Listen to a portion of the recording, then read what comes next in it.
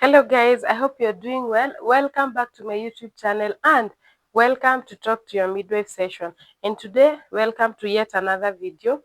A lot of people ask me, call me or maybe text me and ask me, what should I do? Immediately my water ruptures, my baby water ruptures, just as people call them, but as we call them, membranes, amniotic fluid or membranes. What should you do as a pregnant mom and you have ruptured your membranes, whether at home, whether at work, but outside a healthcare facility? This is what you should do. Number one of it, make sure your hospital bag is fully packed. Make sure you have your bag ready, your maternity bag ready. And what I mean ready is you have your bag that you have put everything your baby will need and everything you will need as a mom when you're going for labor. Because remember, in the previous videos I have done on signs of labor, one of the sign of labor that you can get is rupture of membrane. So make sure that you have your bag packed ready. Number two, make sure that you get to the hospital immediately. Okay, go to the hospital immediately. You don't wait for anything. What you need to wait, maybe in the house, take some water, you can sip some warm fluid, and also take a cotton pad, a cotton pad, specifically a cotton one, because a cotton wool will accumulate and will hold that fluid that is coming out. And also because it is pure white in color, when you by the time you're getting into the hospital, we can be able to see which color is your liquor, which color is this water that is coming out, or is this fluid that is coming out. That is why we always prefer you using a cotton wool pad. You just take a piece of cotton wool, you fold it, okay, you fold it like a pad, then you put it just as the way we put our pads, our normal pads. Do not forget your antenatal booklet. Make sure you carry your antenatal booklet. If it was in your handbag, take it, put it in the hospital bag, and make sure you get to the hospital immediately. There are two things I want to mention on why you should make sure that you, is it two or three even? Let me mention three of them on why you should get to the hospital immediately. Number one, when you have ruptured your membranes, you can easily get what we call an umbilical cord prolapse. You see that baby has a very long cord. We call them an umbilical cord or a cord, okay? So sometimes when you rupture the membranes and that water was a lot and it just came out all of a sudden as a gush, sometimes it can slip away because it is slippery. That water is slippery. So it can slip away or slide away with that cord, with the umbilical cord. And then the cord comes out, totally out. Remember, this cord is what is connecting this baby to you, providing food, providing nutrients, providing oxygen and all that. So this cord should never be compressed and this cord should never come out before the baby is out. Okay, so we have had mothers losing their babies due to umbilical cord prolapse, because what happens is the water has come out and the baby now has some space to slide down. Okay, when you are walking, when you are walking, okay, so what happens, that cord slides out and the baby's head is coming down. So the cord is out already and the baby's head is coming down. Especially the more you're walking, the more you're traveling, the more you're moving, the baby's head is coming down and down. So what happens, it compresses that cord. Okay, so when it compresses that cord, it basically means that whatever was being transported inside that cord has been cut off. Okay, and that is how your baby ends up dying slowly and slowly. By the time maybe you're taking your sweet time to get to the hospital, you're saying, oh, let me wait for my husband in the evening to come and take me to the hospital. That cord is being compressed and compressed. By the time you're getting to the hospital, unfortunately your baby is gone. It is so much painful and it is not good. So that is one risk, and that is what should make you run to the hospital immediately your water starts coming out, because you can never predict whether the cord will come out together or will prolapse. The second reason is your baby is feeding or your baby is being protected by this fluid when it's inside the uterus. So what happens when the fluid is drained out?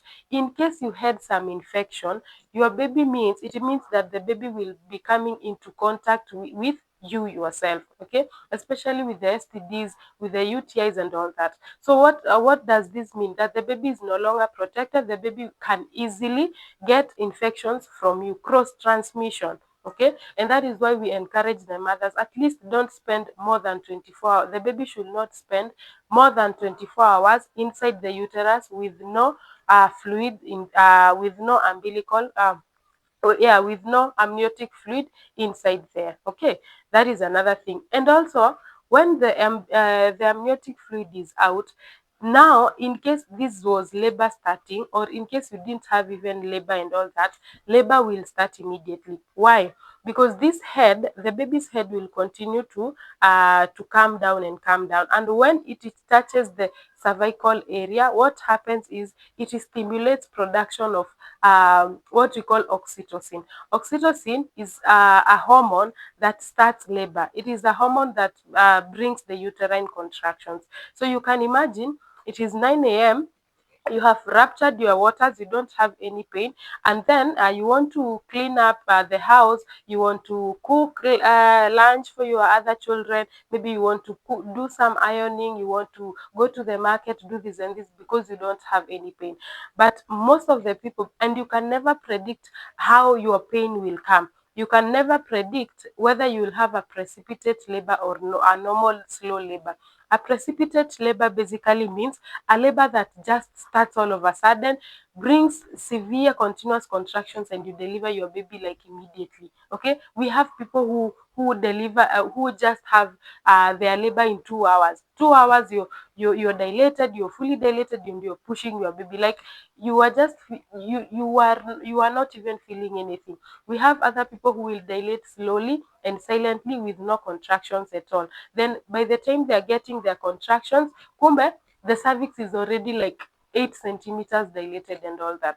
So now that in the house you can never predict how many centimeters you are when you are draining your liquor, that is why it is best to get to the hospital immediately so that a vaginal examination can be done on you and you can be able to know how far you are, because we don't want you to risk at home, stay at home, and unfortunately get a precipitate labor and maybe deliver your baby in an unsafe place. Okay, then did I mention the three of them? Yeah. The last one I want to mention is the color of your liquor, or the color of the amniotic fluid, should be pure like the water. It is not white, but it is clear. Yeah, not pure but clear. It should be clear just as the tap water. In case it has some colors, we need to know that. We as the healthcare workers, we need to know that. And because you don't have knowledge on what a specific color means, a specific color of that amniotic fluid means, that is why you should put on that cotton wool, come to the hospital so that we can be able to see. If it is a brownish color, we know what it means. If it is a green color, we know what it means. If it is a whatever color that it will that be, we will be able to know what type of that discharge is. Okay, so those are the reasons why, in case you rupture your membranes wherever you are, those are the reasons why you should make sure that immediately you rush to the hospital. And as I said, never forget your antenatal booklet and your hospital bag. Let's say you are at work maybe, and your home place is quite far, so you don't have to go back to the house and then to the hospital. What you need to do is, now that you have a next of kin and you have already planned yourself, remember there is a video we did about planning for delivery, and we were talking about next of kin and a birth companion. Now that maybe you're taking yourself to the hospital, the role of your birth companion or your next of kin is now, this time you call them, tell them, I am going to the hospital. What you need to do, rush to my house. Maybe the house manager is there or whoever is there, or in a specific place. Rush to the house, go and take my maternity bag. This is where I have kept it.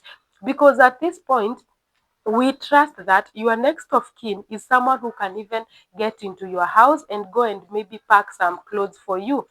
Your next of kin or your birth companion is someone that you trust. That is what we said. Someone that you can trust with your own things and with your own safety.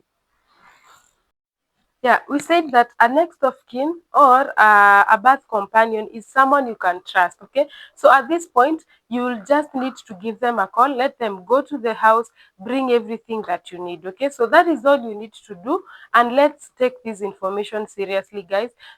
Don't be a victim of messing up. Don't be a victim of that you're that one person who said, let me just do this first before I get to the hospital. And I wish you all the best. In case you're there, you're a mom to be, you're a pregnant mom, you are a waiting womb also, I want to wish you all the best. And if you are watching up to this point, you have watched up to this point, thank you so much for your support.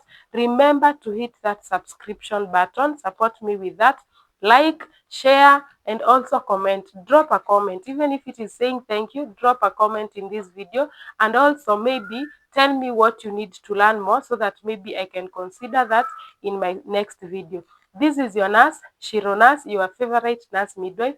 Thank you so much, and until our next video, it's a bye bye for now.